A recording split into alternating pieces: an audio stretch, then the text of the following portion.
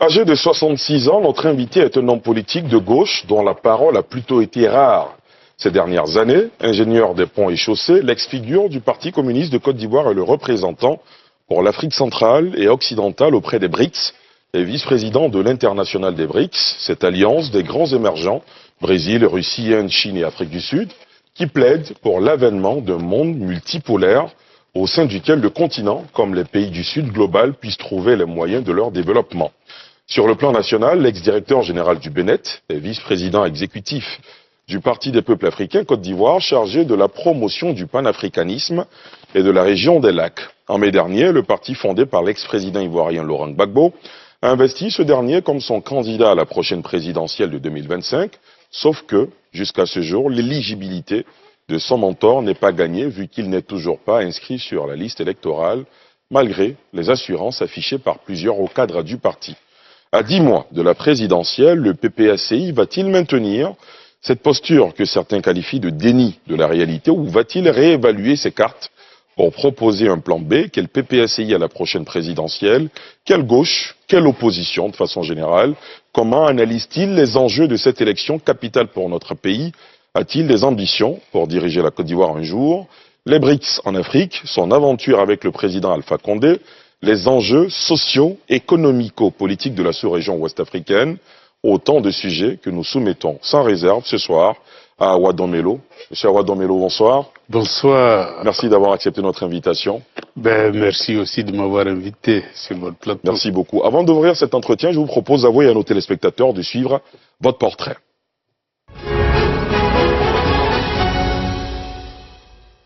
Docteur Awa Domelo est l'invité ce soir de l'émission Sans réserve. Doctorat, ingénieur des ponts et chaussées, DEA de génie mécanique et cours complémentaires d'économie d'entreprise. Awa Domelo est né le 23 juin 1958 à Bongouanou. Après le baccalauréat au lycée classique de Bouaké et le diplôme d'ingénieur à l'INPHP, Institut national polytechnique Félix Houphouët-Boigny de Yamoussoukro, il s'envole pour la France où il étudie à la prestigieuse École nationale des ponts et chaussées de Paris, d'où il sort avec le diplôme de docteur ingénieur des ponts et chaussées, l'un des plus illustres en Côte d'Ivoire, à l'âge de 27 ans. Au plan professionnel, il a dirigé le BNET, le Bureau national d'études techniques et de développement. Au plan politique, Awa Domelo a fait ses classes au sein du FPI, le Front populaire ivoirien, avant la création du PPACI, le Parti des peuples africains Côte d'Ivoire. Il est le vice-président en charge des Grands Lacs et de la promotion du panafricanisme du PPACI. Enseignant-chercheur, il a également milité au sein du SINARES, le syndicat national de la recherche et de l'enseignement supérieur. Il a apporté son expertise dans plusieurs pays, notamment en Guinée, où de 2017 à 2021, il a été conseiller spécial du président Alpha Condé. En septembre 2021, le patronat russe le nomme conseiller spécial, chargé des investissements en Afrique. Il est le vice-président de l'Alliance des BRICS, une association interétatique qui est l'union des 10 grandes économies en développement dans le monde, notamment le Brésil, la Russie, l'Inde, la Chine, l'Afrique du Sud, l'Égypte, l'Éthiopie, l'Iran, l'Arabie saoudite et les Émirats arabes unis.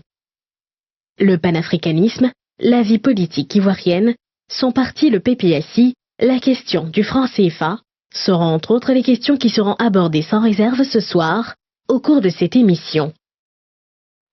Monsieur Awa Domelo, vous êtes Monsieur Afrique des BRICS. Expliquez-nous en quoi consiste votre représentation de l'Afrique centrale et occidentale au niveau des BRICS. Quel est votre cahier des charges, votre feuille de route?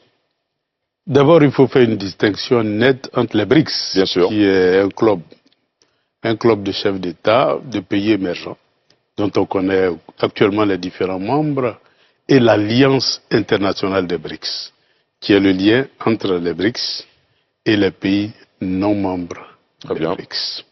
Et donc, nous, notre rôle, c'est justement de faire la promotion des idéaux des BRICS dans le monde non-BRICS, afin d'amener beaucoup de pays à intégrer le groupe des BRICS, mais aussi d'établir des relations entre les pays BRICS et les pays non membres des BRICS. Donc voilà, succinctement présenté. Maintenant, moi, j'ai intégré l'Alliance internationale des BRICS en 2021, à la suite du coup d'État qui a emporté le régime du président Alpha Condé. Et par la suite, j'ai été désigné représentant de l'Alliance internationale des BRICS pour l'Afrique de l'Ouest et l'Afrique centrale. Et une année après, eh bien, j'ai été promu à la vice-présidence de l'Alliance internationale des BRICS en charge des projets stratégiques. Ça a été un coup du destin de nos recherches. Vous étiez en Guinée, vous êtes allé en Russie pour une mission au profit du gouvernement guinéen incarné par le président Alpha Condé à l'époque. Et le lendemain de votre arrivée à Moscou, il y a un coup d'État en Guinée. C'est comme ça que l'aventure commence, vous confirmez? Ben oui, c'était comme ça. J'étais en mission pour négocier justement un grand projet, puisque vous savez que la Russie a été le premier pays à exploiter la bauxite en Guinée. Et avec la vision du président Alpha Condé, il n'était question de passer des matières premières aux produits finis. Et il fallait s'adresser au premier investisseur qui était la Russie. Et donc on avait fait tout le dossier technique et il était question donc d'aller négocier directement pour conclure un accord stratégique entre la Russie et la Guinée. Votre mandataire n'est plus président de la République. Qu'est-ce que vous décidez de faire?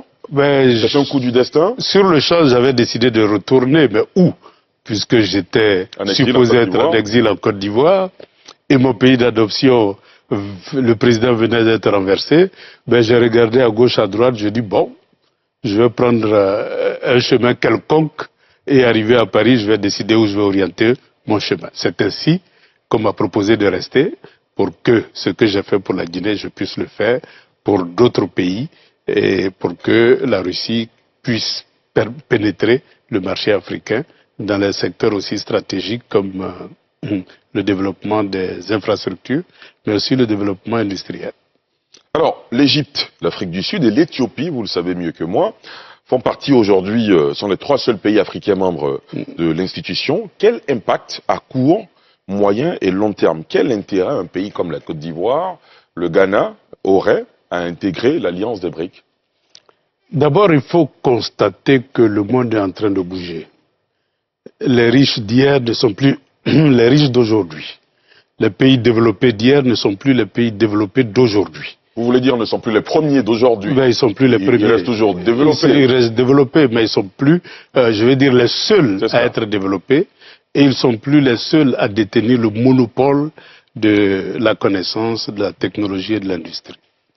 Et donc, dans cette dynamique-là, eh bien, l'approche des BRICS paraît être compatible avec la vision de coopération multipolaire dans laquelle le monde est plongé. Et donc, notre stratégie à nous, surtout moi en tant que vice-président en charge des projets stratégiques, c'est de chercher le meilleur des BRICS pour l'Afrique. Alors, les BRICS, c'est vrai, mais certains voient dans votre démarche un positionnement pour renforcer l'influence de la Russie en Afrique de l'Ouest. C'est presque clair dans vos propos. Est-ce que cette influence est bien vue? Est-ce que votre démarche est approuvée dans l'environnement dans lequel nous sommes? Vous savez, historiquement, la Russie a contribué à faire passer l'Afrique de statut de pays colonisé au statut de pays indépendant. Comment? Et donc, prenez le cas de la Côte d'Ivoire. Le PDCI-RDA est né avec l'impulsion du Parti communiste français, qui était membre de l'internationale communiste dirigée par la Russie. Et donc, c'est comme ça que le PDCI est né. Et souvenez-vous que le premier président était un communiste allié au Parti communiste français. Et donc, c'est par la formation des communistes que les cadres du PDCI-RDA ont été formés. Et le Parti communiste les a aidés à créer le syndicat agricole africain. Lorsque vous jetez un coup d'œil ailleurs dans le monde, ça a été pratiquement la même chose. Quand vous prenez l'Angola, quand vous prenez l'Égypte. Vous savez, l'Égypte a eu beaucoup de problèmes avec le monde occidental. Quand le président égyptien avait nationalisé le canal de Suez, une guerre s'est déclenchée contre ce président et c'est la Russie qui est venue au secours de ce pays-là. Même la Chine, la grande Chine, lorsqu'elle a dû se battre pour se libérer, c'est la Russie qui est venue au secours de la Chine. Donc, si vous voulez, le changement du monde, surtout avec la période des indépendances, eh bien, la Russie a joué un rôle moteur dans ce processus-là. Et donc, aujourd'hui, nous sommes à une deuxième phase du développement du continent africain, c'est-à-dire, parce qu'il faut savoir que quand on dit indépendance, ça ne veut pas dire souveraineté. L'indépendance est un début de la conquête de la souveraineté. Mais quand on est indépendant, que nous n'avons que de la matière première et peu de matière grise, il est bien évident que le premier président de Côte d'Ivoire a dû faire des concessions, c'est-à-dire coopérer avec l'ancienne puissance coloniale dans plusieurs domaines. Mais aujourd'hui, on a tellement de matière grise que des docteurs sont au chômage. Et donc, il faut reviser de fond en comble. Donc, nous sommes dans un processus de conquête de la souveraineté, sur tous les plans. Sur le plan technologique, industriel, militaire, monétaire, sur tous ces plans. Sur la question de la souveraineté, les avis sont divers, les idéologies aussi. Vous le savez, sur la question par exemple de la monnaie, certains estiment que battre le franc CFA à l'étranger, à l'extérieur des pays ouest-africains par exemple, cela fait qu'on n'est pas souverain. D'autres parlent des bases militaires européennes, occidentales sur nos terres, alors qu'il y a des pays européens eux-mêmes qui ont des bases américaines chez eux. Je veux dire que la question de la souveraineté est diversement appréciée, que l'on soit de gauche ou de droite. Est-ce que vous êtes de cet avis? Ben, tout dépend de l'historique. En 2004, qu'est-ce qui s'est passé? L'armée française a fusillé des Ivoiriens à bout portant à l'hôtel Ivoire. En 2011, l'armée française s'est rendue complice de massacres en Côte d'Ivoire. Et donc, lorsqu'on voit cet historique-là, que vaut la présence de l'armée française en Côte d'Ivoire, sinon que dégager un chef d'État pour installer un autre? Et donc, ça a des relents de combat contre la souveraineté d'un pays. Et donc, il est important que notre agresseur d'hier ne peut pas continuer d'être notre gardien.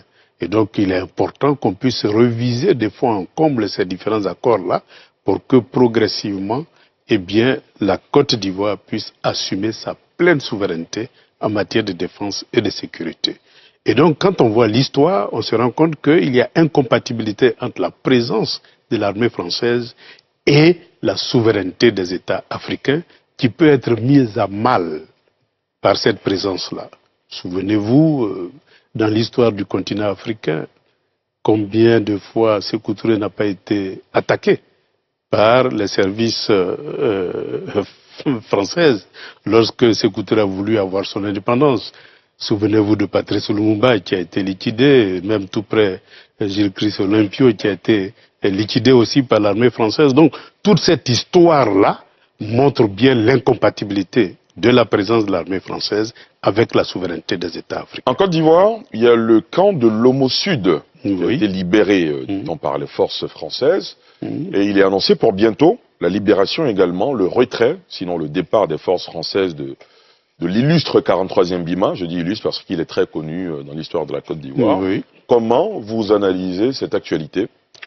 C'est une évolution positive, mais il faut dire que cela est insuffisant. Parce que les relations militaires entre la Côte d'Ivoire et l'Afrique, ça fait partie. Entre la France et l'Afrique, la France et l'Afrique, ça fait partie. C'est un accord de coopération. C'est cela. Et cet accord de coopération, là, avec les nouvelles technologies militaires, on n'a pas besoin d'être en Côte d'Ivoire. On peut être partout dans le monde et puis intervenir partout dans le monde, surtout qu'avec les missiles, c'est beaucoup plus facile. Donc, c'est une question d'accord de coopération militaire. Et tant qu'on n'a pas révisé de fond en comble cet accord militaire-là, réduire la voilure, rétrocéder 43e Bima à la Côte d'Ivoire, ça ne suffit pas. Parce que même dans un sous-marin peut se cacher pendant longtemps en Côte d'Ivoire et émerger à tout moment et puis agir.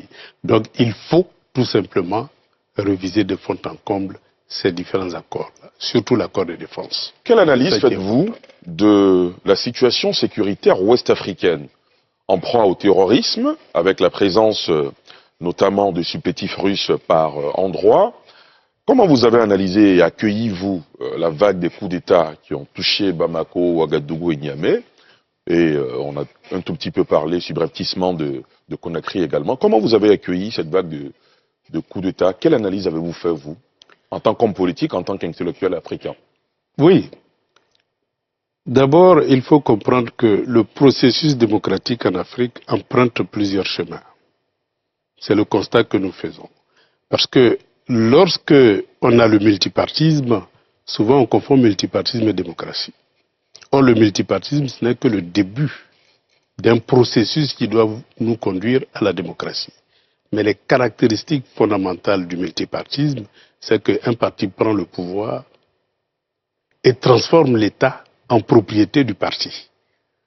C'est-à-dire que l'armée, la police, l'administration, la gendarmerie, le Parlement, toutes les institutions de la République deviennent la propriété d'un parti.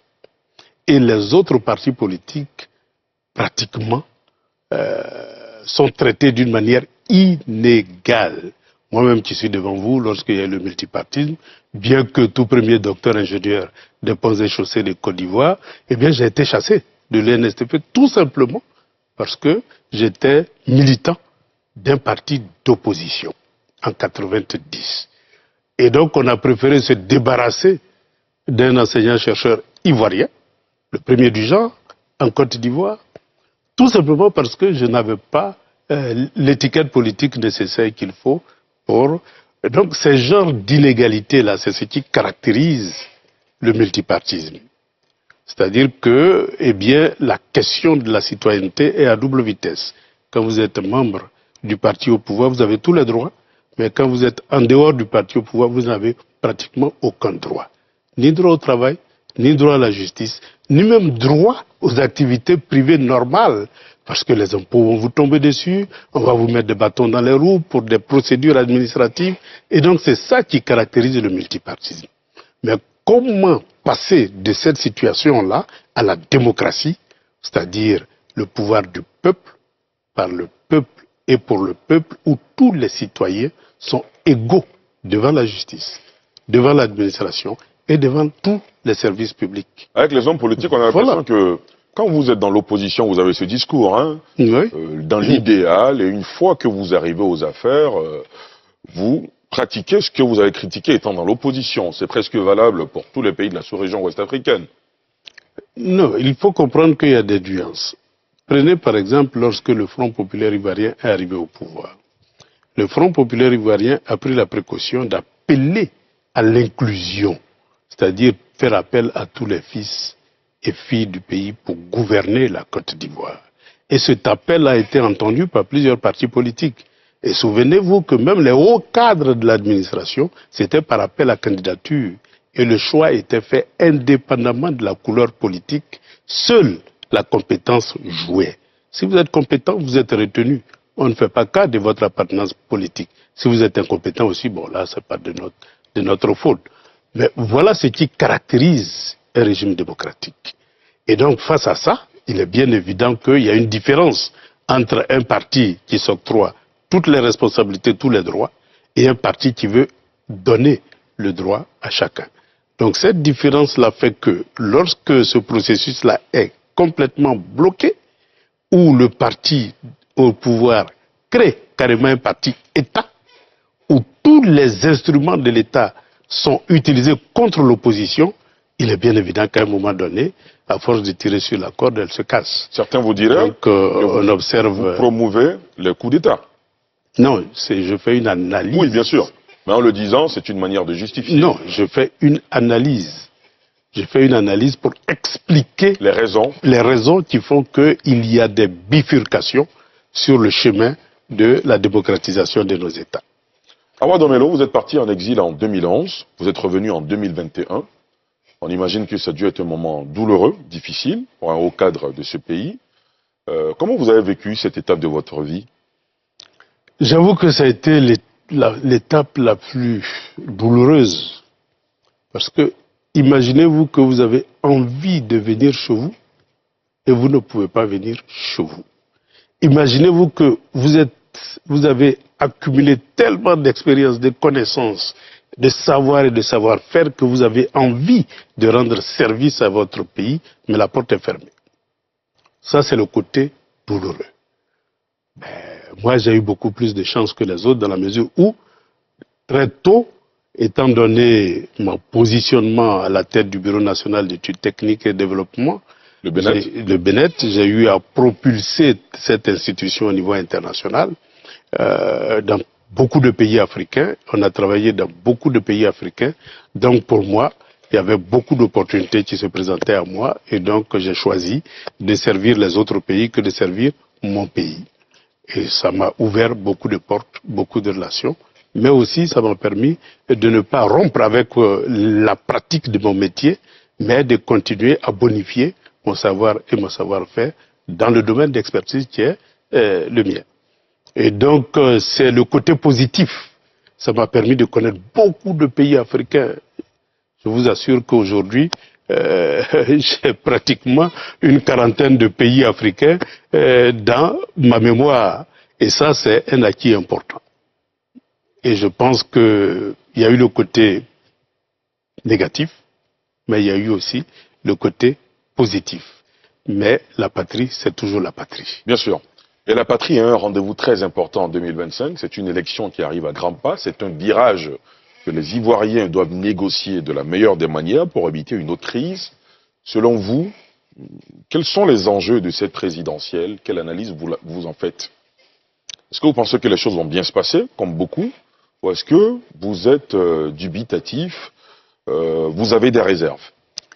Bien, tout de suite, je vous expliquais que lorsque un parti au pouvoir s'accapare de tous les leviers de la gouvernance d'un État, eh bien, il y a beaucoup de problèmes qui se posent. C'est que le jeu démocratique n'est pas équilibré, n'est pas équitable, n'est pas juste, n'est pas transparent et n'est pas inclusif. Vous constatez avec moi qu'il y a beaucoup de nos camarades, surtout dans l'opposition, qui sont frappés par la justice. Mais pour les mêmes fautes, bien souvent, ceux qui sont au pouvoir ne sont pas du tout inquiétés. Et souvent, ils sont frappés par la justice sans qu'on sache exactement quelles sont les preuves. Aujourd'hui, le président Laurent Gbagbo, que vous connaissez sa passion pour ce pays-là, aujourd'hui, n'est pas éligible. Mais c'est lié à quoi? C'est tout simplement une injustice qu'il faut réparer. Et donc cette injustice-là, il faut que ça soit égal.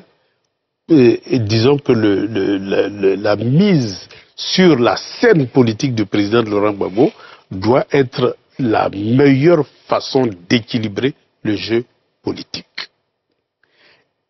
Prenons aussi le cas de la commission électorale indépendante. Aujourd'hui, nous avons une commission électorale indépendante qui a toutes les caractéristiques d'un parti-État. C'est-à-dire que cette commission-là est dominée par le parti au pouvoir. J'aime bien l'expression dominée parce qu'il y a quand même des hauts cadres des partis d'opposition au sein de la commission centrale. C'est pour ça que je choisis mes mots. Dominée par le parti au pouvoir. Eh bien, ça ne permet pas d'avoir un arbitre juste. Parce que imaginez-vous un match de football où, eh bien, l'arbitre et l'arbitre de touche, les arbitres de touche, eh bien, sont en majorité des partisans d'une équipe. Il est bien évident qu'il y a des équilibres. C'est pour ça qu'il faut un arbitrage indépendant. Et cet arbitrage-là, indépendant, garantit le jeu démocratique d'une manière égale, inclusive et équilibrée. Est-ce qu'une partie de l'opposition ivoirienne ne paye pas le jeu de la chaise vide qu'elle emploie à un certain moment de la vie politique? C'est vrai que de 2000, je prends le cas de l'opposition de gauche en Côte d'Ivoire, de 2011 jusqu'en 2020, on a pratiquement boycotté toutes les élections. La conséquence, c'est qu'il y a eu désaffection politique de nos militants et ils ont déserté pratiquement le terrain politique. Et les jeunes qui arrivaient maintenant sur le marché de la politique ne voulaient même plus s'inscrire sur la liste électorale. Ce qui fait qu'on a un stock de nos militants qui ne sont pas sur la liste électorale. Et même ceux qui sont sur la liste électorale ont été gagnés par le découragement et par, je dirais, l'abstention. Et on l'a constaté beaucoup lors des élections locales où on constatait des taux d'abstention qui pouvaient aller jusqu'à 80%. En conclusion, le jeu de la chaise vide n'est pas bon. Donc le jeu de la chaise vide, évidemment, nous payons le prix fort aujourd'hui et nous pensons, et c'est pour cela que nous avons décidé de participer aux élections. Participer aux élections, c'est une chose. Au local, effectivement, mais il y a la prochaine présidentielle. Vous l'avez dit vous-même. Votre camarade, le président Laurent Gbagbo, ancien président de la République de Côte d'Ivoire, en l'état actuel des choses, jusqu'à cette heure où on fait cette interview, n'est pas éligible. L'élection, c'est dans 10 mois. S'il n'y a pas de changement au niveau de l'État, au niveau politique, institutionnel en tout cas, ce sera peut-être encore une fois le jeu de la chaise vide. Mais pourquoi vous le dites? Ce sont des analyses qu'on fait, c'est de la prospective. Ouais, les militants du PPACI ont choisi le président Laurent Gbagbo comme leur candidat. Parce qu'ils sont en rang de bataille pacifique, parce que nous avons fait le choix de la lutte pacifique pour le passage du multipartisme à la démocratie. On ne va pas du tout biaiser avec cette logique-là, parce que c'est ça qui constitue notre ADN politique. Nous menons une lutte pacifique pour que son nom soit inscrit sur la liste électorale. Et donc, pendant toute cette période-là, notre regard est tourné vers cette bataille-là. Et nous pensons que nous allons gagner cette bataille-là, dans la mesure où, eh bien, jusque-là, depuis l'emprisonnement du président Laurent Gbagbo jusqu'aujourd'hui, on a gagné toutes les batailles juridiques. Donc, nous pensons, nous sommes convaincus que nous allons gagner cette bataille-là. Donc pour vous, pas de question, par exemple, d'avoir un plan B en pensant, par exemple, à ce qui s'est passé au Sénégal entre Ousmane Sonko et l'actuel président du Sénégal, Bassirou Diomaye Diakhar Faye. Pas question, le président Laurent Gbagbo, comme quelqu'un du PPACI l'a dit, le plan A, le plan B, le plan C jusqu'au plan Z, c'est cela? Vous savez, ça c'était sur le ton de l'ironie. Le plan A, plan B, plan C, plan Z, vous savez que l'alphabet latin n'est pas le seul alphabet du monde. Bref, trêve d'ironie, il est important que nous sachions une chose, c'est que l'injustice qui frappe le président Laurent Gbagbo peut frapper n'importe quel autre plan B, plan W, tout ce que vous voulez. Ça, il faut qu'on en soit conscient.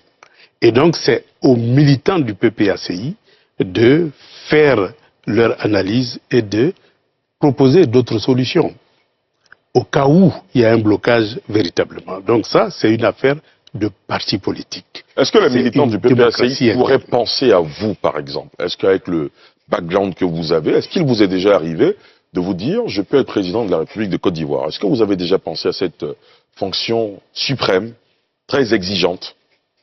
Bien, ce qui est sûr, tous les hommes politiques qui sont rentrés dans la politique avec un idéal ont l'ambition de jouer plus tard un premier rôle.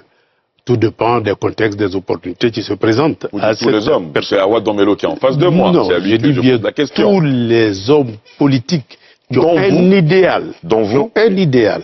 Parce que la politique est un moyen pour réaliser un idéal. De même, un parti politique est un moyen pour réaliser un idéal.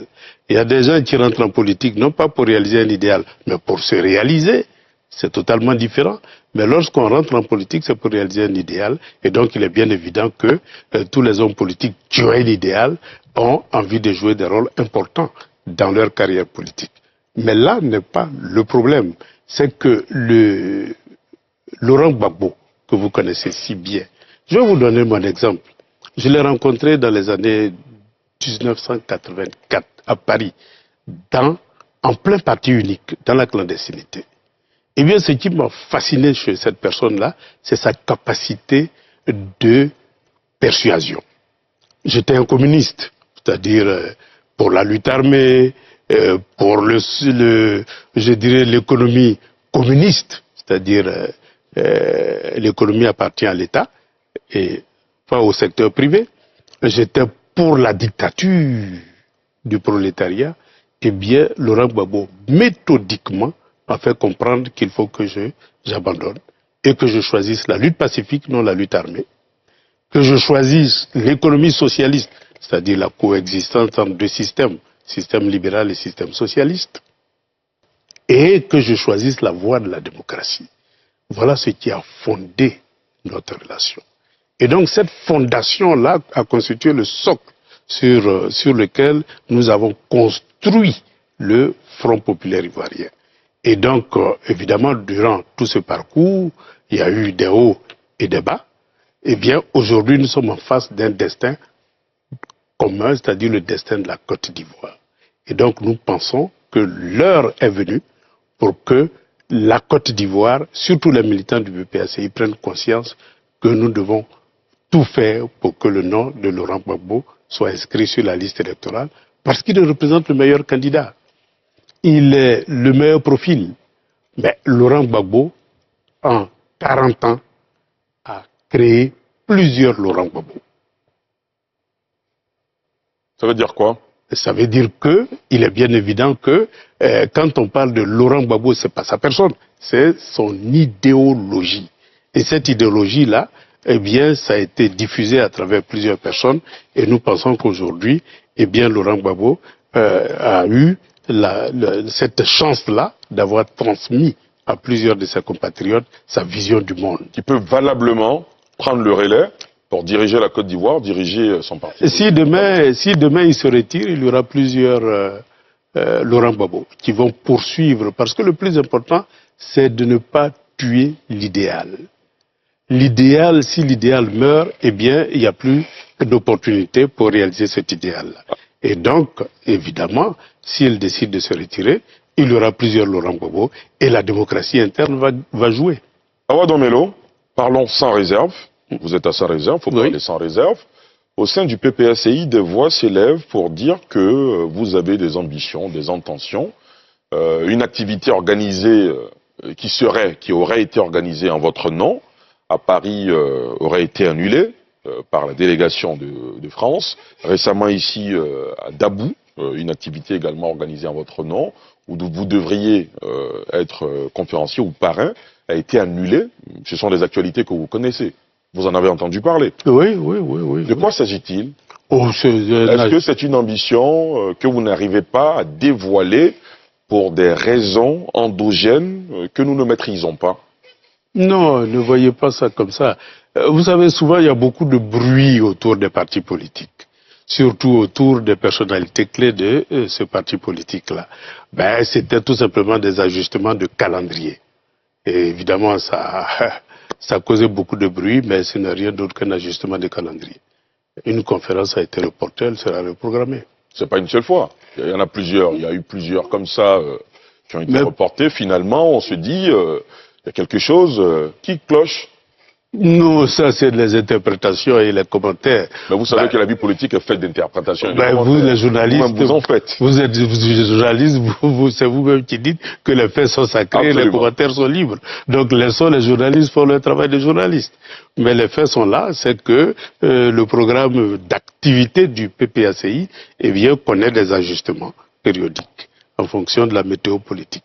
C'est in fine, le président Laurent Gbagbo décide de se retirer et qu'il vous désigne comme candidat du PPACI, cela vous enchanterait-il? Mais il est bien évident que pour l'homme politique que je suis, ce serait l'accomplissement. Et donc ce serait une joie pour moi d'accomplir cette mission-là. Parce que je suis un homme de mission. Et si Laurent Gbagbo me met en mission, j'assumerai pleinement cette mission. Est-ce qu'il vous est déjà arrivé d'entreprendre des initiatives en vue de susciter cette mission? Non, pas du tout, parce que je n'en ai pas besoin. Je sais que j'ai un parti politique, si je dois entreprendre des initiatives, il y a des congrès, il y a des conventions, il y a des appels à candidature, il y a des élections internes, et bien chacun jouera son va-tout. Et vous pensez que si le président Gbagbo se retire, même si c'est après cette présidentielle ou autre chose, vous avez l'un des meilleurs profils pour lui succéder à la tête du parti? Mais je vous laisse vous-même apprécier. C'est les militants qui apprécient. Mais il est bien évident qu'avec le parcours que j'ai, je fais partie, je dirais, de ceux qui sont souvent beaucoup appréciés par les militants. Aujourd'hui, la gauche ivoirienne, on dit d'elle qu'elle est émiettée. Quelle est votre analyse? C'est vrai, la gauche ivoirienne a pièce détachée, mais l'appel de Benoît, lancé par le président Laurent Gbagbo, est le début, je dirais, de la reconstruction de cette machine formidable pour les élections de 2025. Vous pensez que les choses vont dans le bon sens? Attendons de voir. Parce qu'on est à 10 mois de la présidentielle. Ben oui. Il y a beaucoup d'inquiétudes. Oui, vous savez, la météo politique, elle est changeante. Demain, les choses peuvent s'accélérer, tout simplement parce qu'on a mis un coup d'accélérateur pour faire avancer un processus. Awa Domelo, dans cette émission, il est question des internautes qui vous posent leurs questions de façon directe. Mais avant, vous, comment vous voyez la Côte d'Ivoire dans 5 ans, dans 10 ans? Eh bien, vous savez, nous sommes à un carrefour de l'histoire de la Côte d'Ivoire. Et l'histoire de la Côte d'Ivoire par rapport à l'Afrique de l'Ouest, vous voyez les changements qui se produisent en Afrique de l'Ouest et la direction qu'empruntent ces différents changements, eh bien, nous avons le devoir d'accélérer le processus de changement pour une plus grande souveraineté des peuples africains. Mais en même temps pour accélérer aussi le développement économique et social du continent qui a été freiné par nos relations, je vais dire, avec le monde hégémonique qui avait besoin de nos matières premières pour se développer. Et donc, dans ce jeu de matières premières, nous constatons que nous ne pouvons plus avancer si on ne fait pas ce saut-là.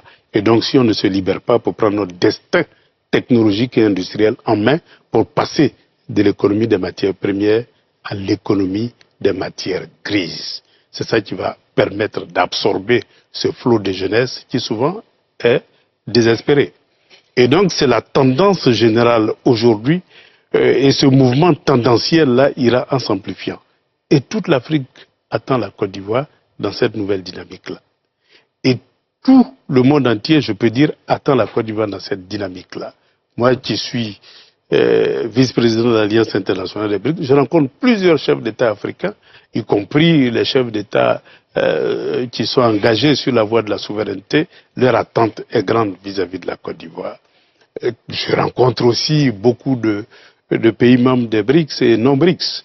Au niveau international, leur attente est grande par rapport à la Côte d'Ivoire. Donc 2025 est une échéance capitale pour que la Côte d'Ivoire soit la nouvelle locomotive d'un monde souverain, d'une Afrique unie autour de ses propres choix politiques, économiques, sociaux, culturels, monétaires et militaires. Awa Domelo, à présent, vous allez répondre aux questions de nos internautes. Ce sera juste après ceci.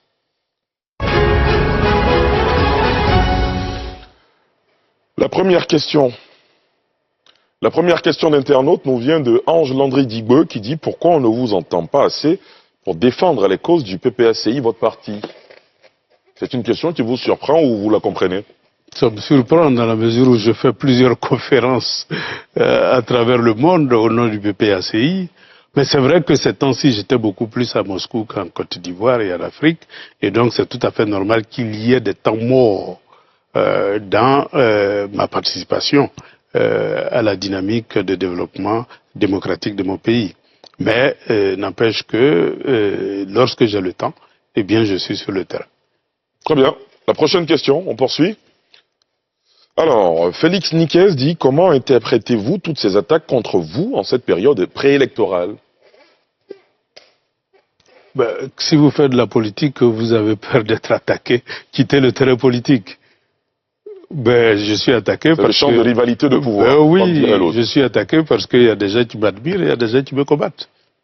Aussi simple que ça. Prochaine question. Copoint en bœuf blanc qui dit « Dites-nous sans réserve, c'est Laurent Gbagbo qui veut se présenter ou c'est vous qui le plébiscitez ?» Laurent Gbagbo a été choisi par tous les membres de la convention du PPACI et on a eu des discussions bien avant cette convention-là pour qu'on s'accorde sur la stratégie et le choix de Laurent Gbagbo et les raisons qui militent pour ce choix-là. Donc ça a été un choix démocratique. Moi-même, j'ai fait une déclaration publique pour appeler les militants à faire le bon choix, c'est-à-dire le président Laurent Gbagbo. Parce que c'est le meilleur profil pour nous. C'est le profil gagnant. Et donc, c'est pas... non, c'est un choix démocratique. Très bien.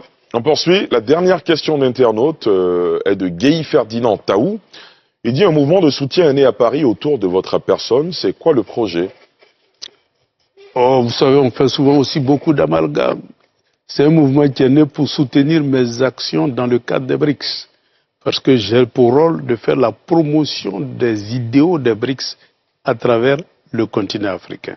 Et la diaspora africaine est est un terrain qui peut permettre de favoriser la promotion de ces idées-là. Et donc, un groupe d'Ivoiriens a décidé de mettre en place une organisation pour continuer l'action que je fais au niveau de la diaspora africaine en Europe. Rien à voir avec une posture en vue de briguer. Non. Le même groupe s'est créé en Espagne et même j'étais parti en Espagne. J'ai eu un prix là-bas lors du sommet Europe-Afrique. Et donc, partout où je passe en Afrique, il y a des clubs qui se créent. Il y a des groupes qui se créent au nom des BRICS. Et donc, tout ceci, c'est pour assurer que les idéaux des BRICS passent bien, non seulement au niveau des chefs d'État, mais aussi au niveau de la population. Parce que le changement doit venir aussi de la population et non seulement des changements au sommet. Awa Domelo, est-ce que vous avez le sentiment d'avoir répondu à toutes nos questions sans réserve? Je pense que, comme le nom l'indique, sans réserve, j'ai répondu à toutes les questions. Merci beaucoup d'être venu sur le plateau de Sans Réserve. Merci beaucoup. Merci beaucoup d'avoir accepté notre invitation. Merci à vous, chers téléspectateurs et internautes, de nous avoir suivis. C'est la fin de ce numéro. Merci